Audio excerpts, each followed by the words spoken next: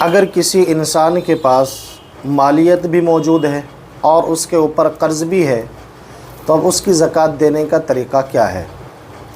تو یہاں یہ مسئلہ سمجھیں کہ قرض جو ہوتا ہے وہ دو طرح کا ہوتا ہے۔ ایک قرض تو یہ ہے کہ ہم نے کسی سے ہاتھ ادھار کچھ پیسے لیے،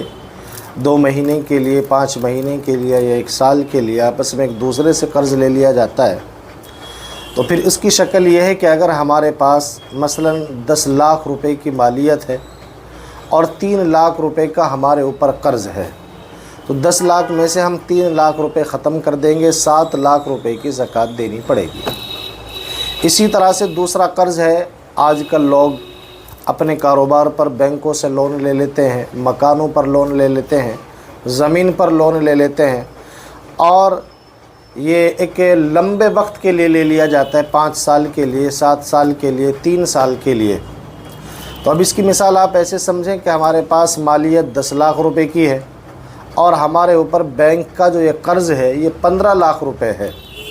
تو اب یہ 15 لاکھ روپے ہمارے اصلی قرضے میں شمار نہیں ہوں گے کہ جس سے ہماری زکوٰۃ رک جائے،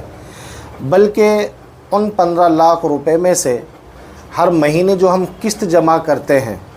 وہ قسط 1 سال میں اگر 1 لاکھ روپے ہم دیتے ہیں تو صرف 1 لاکھ روپے 1 سال کی قسط کو قرض کے طور پر نکال دیا جائے گا۔ 1 لاکھ روپے نکال کر پھر اس کے بعد 9 لاکھ روپے کی زکوٰۃ ہمیں دینی ہوگی۔ یعنی لمبے ٹائم کے لیے جو قرض لیا گیا ہے جس کی قسط ہم جمع کرتے ہیں تو پورا قرض شمار نہیں ہوگا، بلکہ 1 سال کی جتنی قسط ہم دیتے ہیں وہ 1 سال کی قسط ختم کر کے باقی مال پر ہمیں زکوٰۃ دینی ہوگی۔